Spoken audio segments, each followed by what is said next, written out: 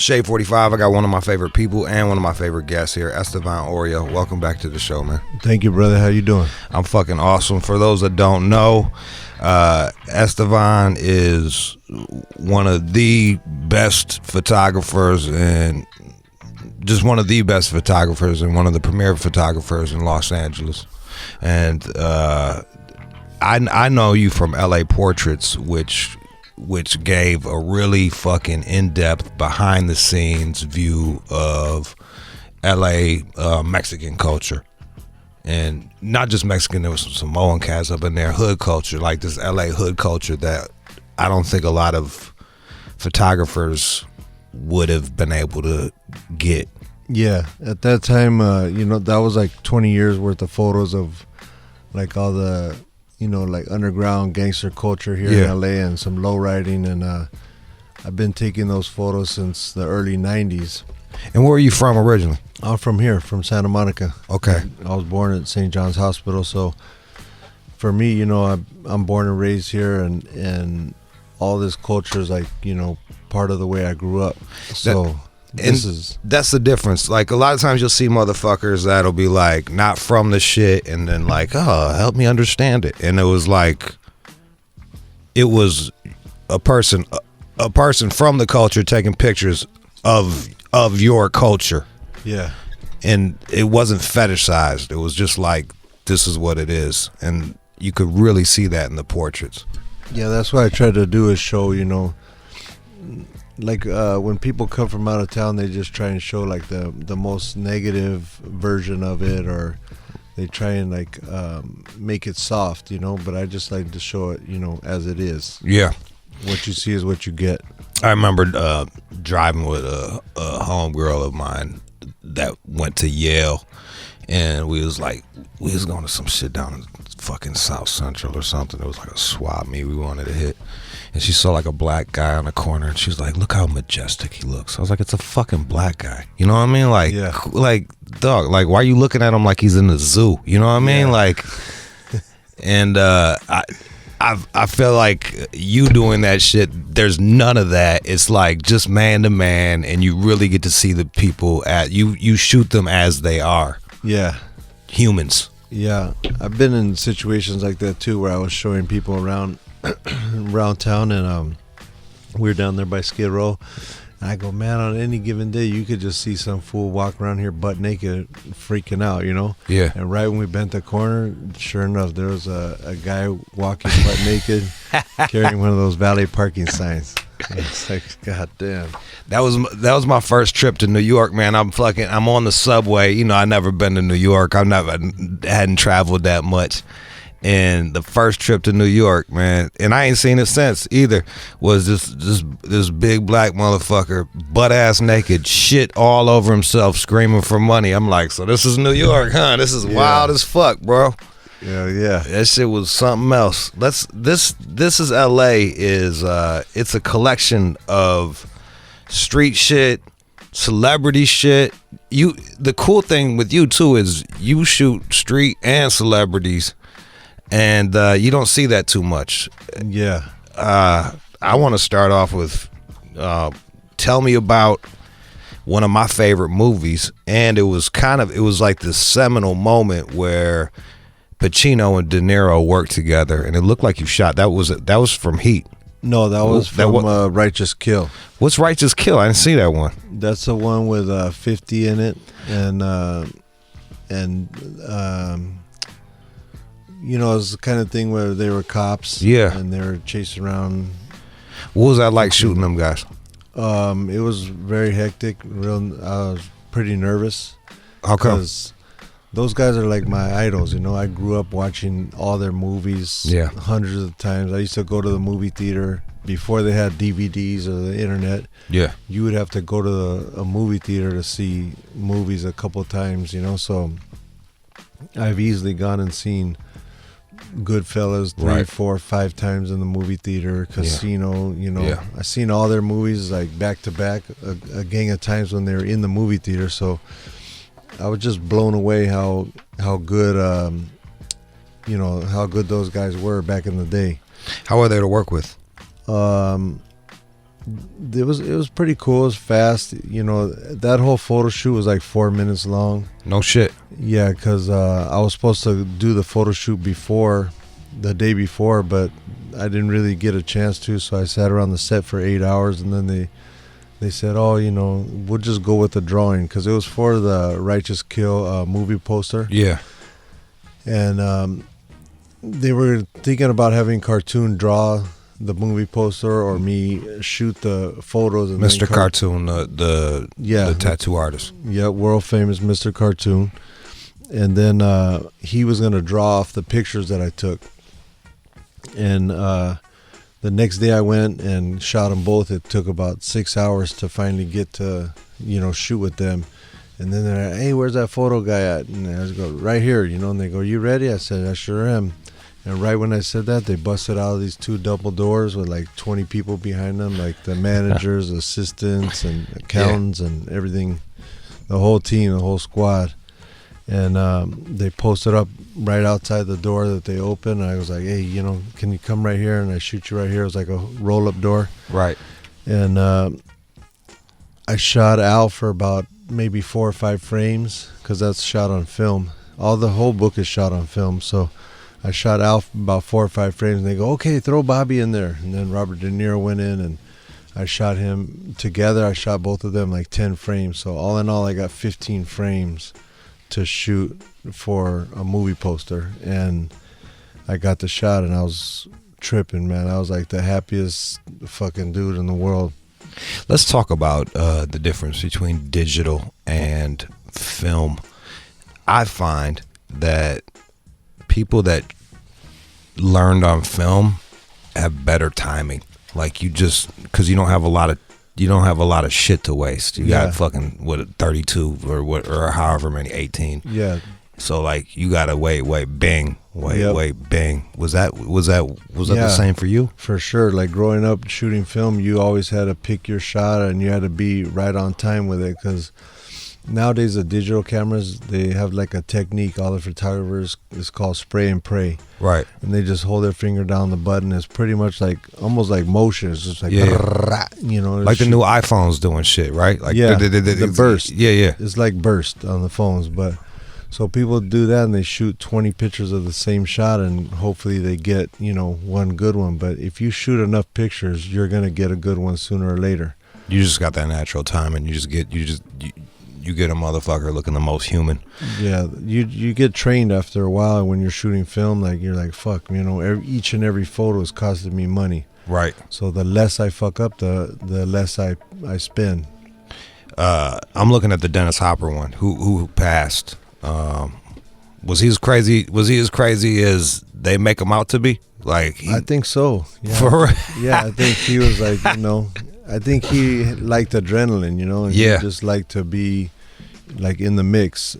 You know, he bought his house in Venice and Ghost Town when it was the hood. Right. And before it was gentrified and all that shit. So to do that, you gotta kind of have some, you know, different shit about you. You're gonna go buy a house in the middle of the hood and make some crazy ass house there, you know. Right. Like, you gotta be a little off there. But he was cool as fuck. I took Scotty Kahn with me because it was for an interview for Juxtapose. So Scotty Kahn is James Caan's son, and James Caan played Sonny and Little Sonny in The Godfather, right? Yeah. All right. So I took Little Sonny with me to interview Dennis Hopper for Juxtapose magazine, and it was a cool little thing. He had a hotel room in Marina Del Rey, and we shot him right there on the balcony. There's some of your most striking pictures are the small pictures that you put in here, and I want to ask you about this one. It's a setup. It looks like a little Hyena in a wheelchair. Yep. With a, what is that, a Cadillac? No, it might be a Regal or Regal. It's Cutlass. Like late 70s, early 80s. Yeah. And what's the story behind that? That's the story with that one is I had met her and told her, hey, you know, can we do a shoot one time, you know, and she's like, yeah, you know, and she drove down to you know, obviously she's handicapped, So she drove to meet me downtown in LA by where we used to live, and right there by the LA River, and I shot her under the 6th Street Bridge, and that car was already there. For real? Yeah, it was like, because back then the homeless used to live under the bridge there, so that was like a party car. People, blaze up in there, their little crack pipes and shit. It's a pretty clean fucking party car, though. Yeah. That's fucking awesome. That's an awesome fucking party car. So she was born handicapped? I'm not sure. I You didn't even ask, huh? Yeah. Sometimes I don't ask, and sometimes I do. You just gotta kind of feel the vibe out. Yeah. Sometimes I feel weird asking people, how come they're handicapped, but sometimes you just get in the flow and you're like, And hey, you what get to happened? talk- yeah. Yeah, it's a motherfucker with like $150 on their face. You Yeah, just yeah. kind of don't bring it up. Yeah. You know what happened. Yeah, exactly. You got what's my man? That's Pacquiao's trainer. Yep. What's his name? Freddie Roach. And he actually, speaking of handicap, he's got a disease too. Yeah, he has Parkinson's. He's got Parkinson's. Yeah, but if you watch him, if you kick it with him, and Right. you can see the Parkinson's when he's just hanging out. Right. But once he throws the pads on in the mitts, he's just like right in the zone. He goes right locked into it, and you don't really notice his sickness as much. Did you box at all? Yeah, Because day. back in the day. So Yeah. what was that like coming back to the ring to where they're training at and stuff? I used to train at Freddie's old gym called Outlaw Boxing. No shit. It was back in '92. It was on Cole Street, across the street from Gold's Gym. Okay. And him and Mickey Rourke had this gym, and at the time I was working with House of Pain, and Danny was friends with Mickey. Right. So Danny Boy from House of Pain was friends with Mickey, so we'd go to the gym every morning and box right there at Outlaw Boxing. A lot of people that's kind of how you got on. You were fucking with Cypress and House of Pain. Yeah. Touring with them, and then you just started shooting. Is that kind of Yeah, how it went? I was a tour manager for House of Pain first, and then that was 3 years, and then I went with Cypress for 10 years. And so when I used to, hang out with the House of Pain guys with all their friends, which was one of them was Mickey Rourke, and they had that gym. So I knew Freddie from back then, and then when he started Wildcard Boxing, I went over there and trained with another trainer named Doc, rest in peace. He was the main actor in the American Me when all the blacks and all the Mexicans were going to have a riot. Yeah. That was the homie Doc. He was my trainer at Wildcard, and then he passed away. American Me was a shit, by the way. Yeah, it was a sick one. Let's talk about Eminem. You got Eminem right here. This looks like it was about, I'm gonna say this second album. Like, that was the one where they him and Dre did the video. It was like a comedic type video. So that was the first one. That was the first one where his conscience is telling him what to do and what not to do and shit like that. No, the next one. Where they were. This looks like a good job for me. Is that yeah? I see. I believe that's the second one. Yeah. Or maybe the third. I can't. I had a long weekend. You got to forget. Yeah. A lot of ecstasy and fucking. That's right. Fucking. Stuck on stupid. What's that like working with M? It's cool. Eminem's he's a cool motherfucker, and I'm actually gonna go see him tomorrow. Oh, for real? Yeah, in Detroit. You shooting him again, or? Yeah. Me and Cartoon are doing a documentary on our little movement that we did throughout the years, like 25 years of me and his career, and M was a big part of that. So we're going to go I already have interviews of him back in the day and footage of him back in the day, so we're going to go get a current interview. That's awesome. For our documentary called LA Originals, coming out on Netflix. Because you know the crazy shit too, man. Like I went to go see Eminem open for Souls of Mischief way fucking back in the day at I want to say it was a spot called Alvin's, and like the Detroiters just fucking, he didn't even blonde hair yet. Detroiters just was like, fuck this dude. We want Souls of Mischief, and he was like kind of bummed, and he had to come out here to fucking blow up, because that's kind of how Detroit is. They're just fucking hateful. They're just fucking hateful. So like, they're kind of like that here too, man. Like with their own people, you know. Yeah. They don't want to see no one. Like if they're not getting up, they don't want to see no one get up. You know what I mean? They got more respect for people coming out. Yeah. So M came out here, got with Dre, and like blew the fuck up, and then blew up back in Detroit. He didn't blow up in Detroit and then come out here. So it was it's kind of, I guess my point was, you said LA originals. It is like M did have to come to LA to like get put on. So that's really fitting. Yeah, I remember he played at my homie Big B, rest in peace. Yeah. He had a club called Unity. Yeah. And M played there, and like you said, he had brown hair back then. Yeah. And he came out doing My Name Is. Yeah. And after the first verse and the first chorus, by the second chorus, everybody in the whole place was singing My Name Is during the chorus. That's gangster as fuck. So I was like, man, this fucking kid is gonna go crazy. He's gonna blow the fuck up. If a crowd that never heard him before is singing all his shit, the second chorus, yeah, you already know. You already know. You know he's gonna do his thing. So I was like, fuck, man. And then right after that, the blonde hair, and he blew up, and it was fucking out of control. It was even crazy for me, like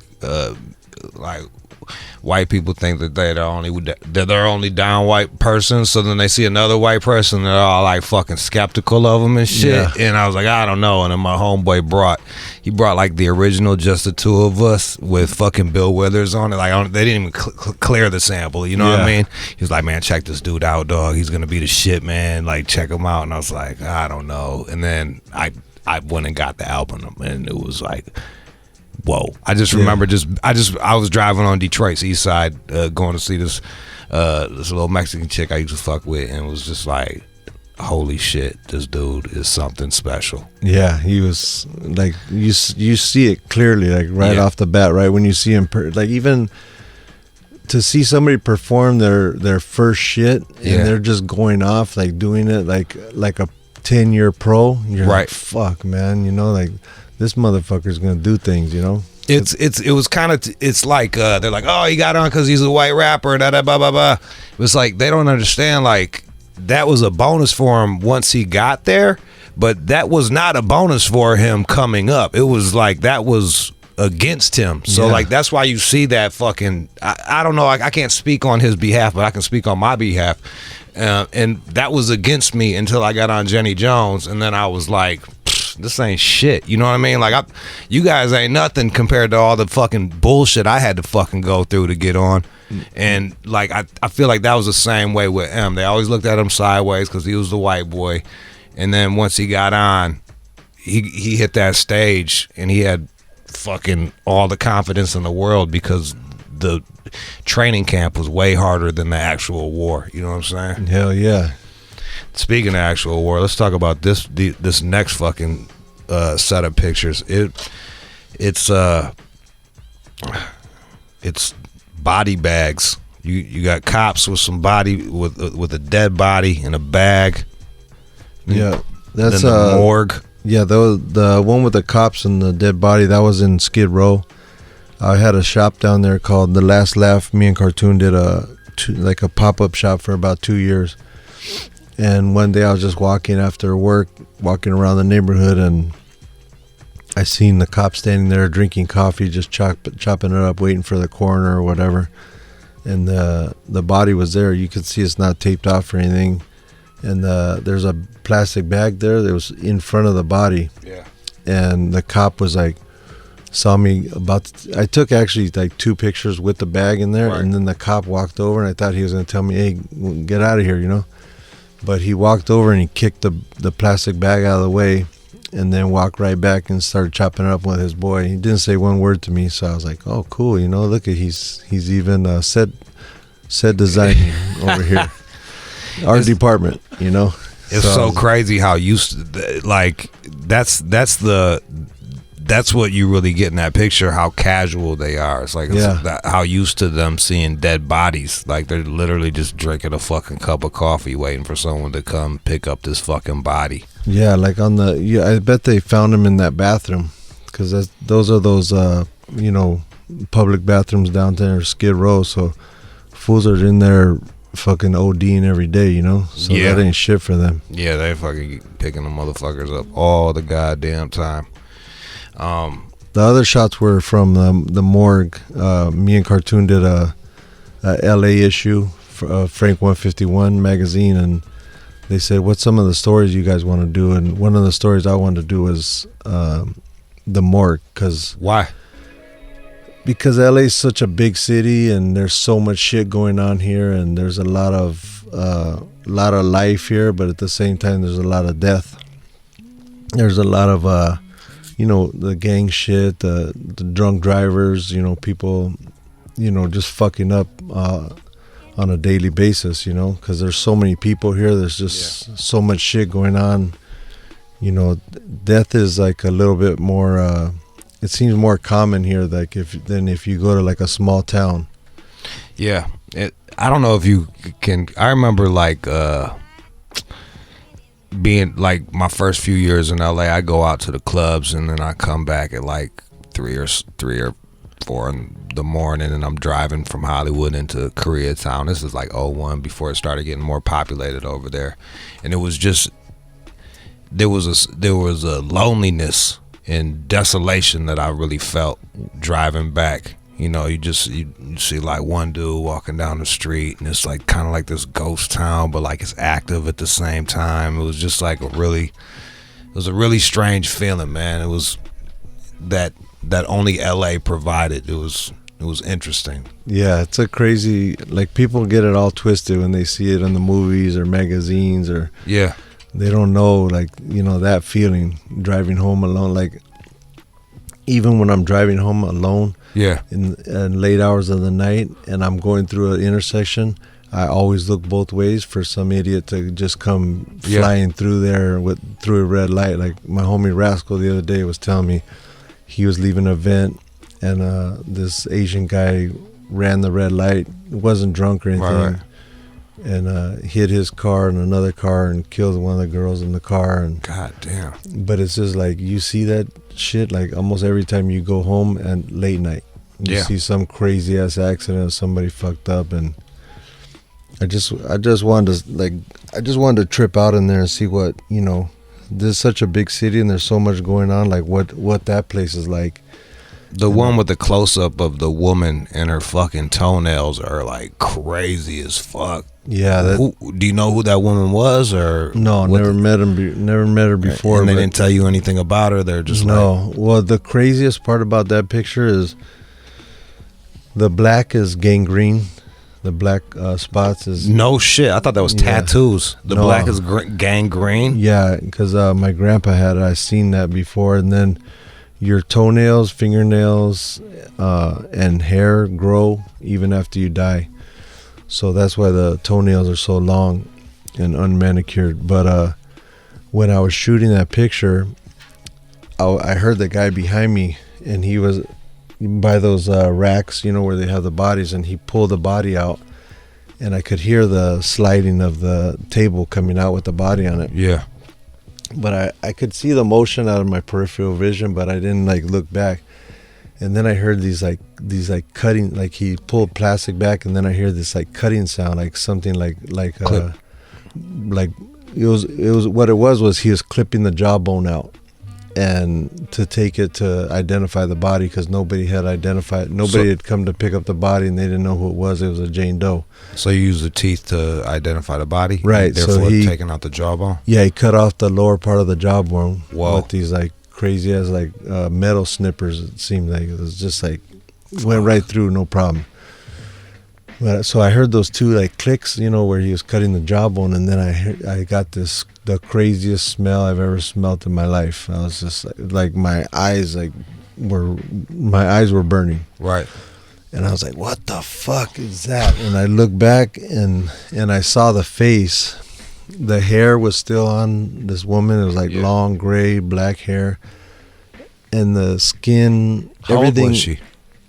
She's probably in maybe 70s. No shit. Yeah, and like the skin was all deteriorated, so all you seen was like the skull, and it was kind of like wet, and the hair. So it's like a skull with hair on it with just like a bunch of like body fluids on the bones. No shit. And I was like, what the fuck? Like, can you imagine? Like, I was only there for about a half an hour, so I can't imagine what it's like being there working fucking 8 hours a day every day of your life and smelling that fucking smell every day.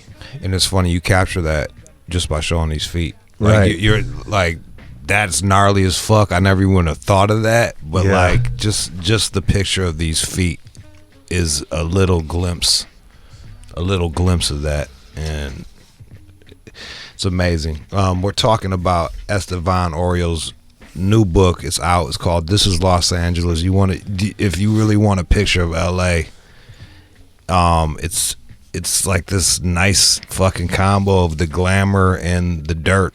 And it was kind of like what I was referencing. Like, I would be in Hollywood at these fucking hard to get into fucking ass clubs with all the fucking celebrities, and then you go home and then you drive through this shit. And, and fucking, like, I'm in Koreatown. They got they're running whores out of the apartment next to me. You hear people screaming every now and again. There's a body. Let's talk about this picture right here. This is Lupillo Rivera. Who's Lupillo Rivera? He's a big Latino singer. He's Mexican. Yeah. He has a sister named Jenny Rivera. Rest in peace. There's a picture of her in there also. He's smoking a cigar. Yeah. He's just like one of the, he makes that kind of music that like all the cartels party to. What's it called? The boom, and then it's like thug shit. Yeah, I think it's banda. Banda? Yeah.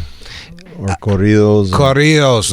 That's All right. So this is what a lot of cats don't know if they haven't been in L.A. or around border towns. When they think of Mexican gangsters, they think of like the fucking American Me or Blood In, Blood Out. And then there's this whole other group of cats that got like fucking big ass belt buckles and the goddamn cowboy hats that are like really running the dope and shit like that. Can you explain that a little bit to people that don't understand? I'm not saying he's doing that, but that cowboy hat reminded me of that, being on Western and Santa Monica and seeing them cats out there. Yeah. Well, those guys, I used to live downtown right off of Santa Fe and Olympic. Okay. And there was a club right next to us that they would all come party at. They bring they used to drive the trucks and they have the cow magnet on the door. And they come out. I love it. Yeah, they come out with the cowboy boots and the tight jeans and the cowboy hats. Yeah. And like you said, the big ass buckles, and then they would all go in there all happy and cool and like ready to have a good time. The end of the night, they're coming out all fucked up, drunk as fuck, shooting into the air and, doing donuts, and down there everybody's burning out and just screaming and shit. And like anywhere else, the cops would have come like within seconds. But because it was downtown and at that time there wasn't no hipsters or no juice bars or nothing. So that's where you could do the most scandalous shit and get away with it, is in downtown. And those guys used to have the best time over there. That's fucking awesome, dude. But like you said, it's two completely different types of Mexican gangsters. There's the LA Chicano Mexican gangsters, and then there's the ones from Mexico. Well, is that norteños? Like, I don't know the words or anything like that. What would they be called? The ones from Mexico? I guess narcos. Narcos. Yeah, but the norteños, that's the kind of music it is, like norteño music. That's what's up. Did someone send me some norteño music? I got Vicente Fernandez. Yeah. That shit jams. Yeah, all those type of Los Tigros and that kind of music is big down there, but it's become big up here because there's so many Latinos over here.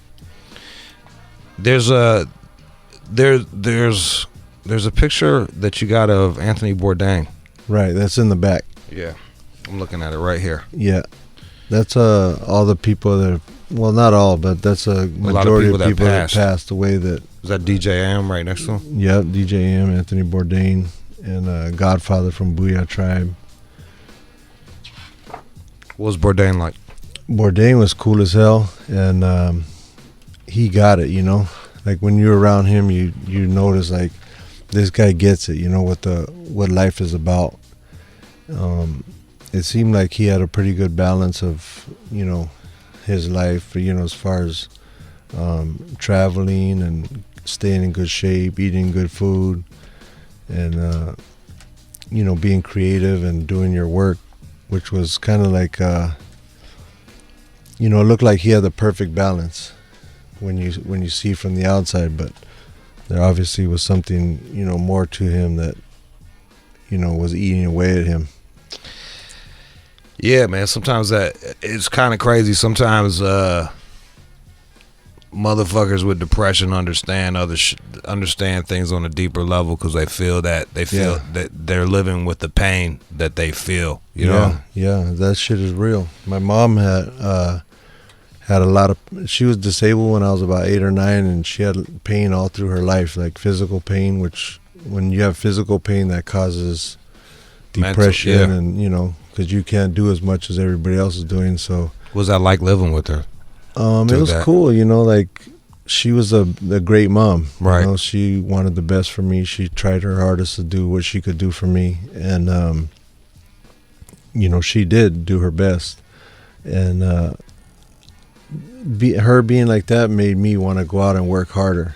You know, and I think not having my dad around to, you know, provide, like, you know, a regular family where there's a mom, dad, and the kids living in one house, it kind of pushed me and drove me to be a harder worker and, you know, smash. As soon as I wake up, you know, I'm out there. Yeah, you see your mom going through it and not fucking like complaining. We grew up on welfare, food stamps. You know, my clothes were bought at the thrift stores and shit like that, and you know, it kind of fucks with you, you know, as a kid, because like you're seeing all these other kids buying brand new clothes and shit, and your clothes are, you know, you get the you know, used shit, you know, fucking stains on it and everything already, and who knows what else is on the inside, you know. So fucking that shit kind of fucks with you, you know, as a kid. You're like, you know, but you keep it to yourself because you don't want to, you know, be out there. Well, yeah, check out my new shit. My mom got it at the Goodwill. Yeah, you know? And trust, they'll notice it and tell you about it. If you don't even need to tell them. Like, they're putting you on blast. Yeah, they'll put you on. It's funny, the other day someone was like, what was your favorite shit that you had? And I was like, I found it. Well, it's the same deal. Like, you get your shit from thrift stores, and I had found a Puma shirt at a thrift store, and I was just so excited. Like, I got to rock Puma, you know what I mean? Like, I was rocking Puma, and it was $1. I was so stoked. I wore the fuck out of that shit. Hell yeah. I wore it to a wedding. That's right. I wore Get your money's worth. Hell yeah. You got DJ Quick and Corrupt. DJ Quick to me is like, him and Warren G are like, to me, two of the most humble producers I've ever met that have done so much for hip hop, and they don't talk about it. What was that like with doing it with Quick? And then Corrupt he's boisterous and outspoken. Yeah, that was for the album cover Blackout. Yeah, that was a Soul Assassin studio production. We got that job through Richie Abbott. I know you know Richie Abbott. Yeah. Yeah, so he got us a lot of work with like DJ Quick and C Murder and Tech Nine and Merce and all them. So he brought that one through, and I shot it at it's called it was called Gazari's back in the day. I don't know what they changed the name to now, but they were gonna perform there, the Key Club. They were gonna perform there later that night or something like that. So we shot some pictures around there. But it's always cool working with Quick. Like, I did his Trauma album cover, and we shot at A&M Studios over there off La Brea. And he's just like you said, you know, he's cool and humble, and he just knows a gang of shit. He can play so many instruments, and he's super talented. And, you know, he didn't get the credit, I don't think, that he should have got for what he did in the music game. No, Pac, Sugar Free, all them motherfuckers. Yeah, like, they made nothing but hits, you know? Yeah. And when you go back and you listen to all Warren G's first shit, you're just like, God damn, you know, like these fools were killing it at such a young age too, you know? Yeah, straight up. He was like, yeah, I did endo smoke. I was like, that was for real? He's like, yeah, that's how I got on. I was like, no fucking shit. Yeah. We're running out of time. Is there any pictures in here that I didn't ask you about that really meant a lot to you? Is it off the top of your head, or is it like all a blur?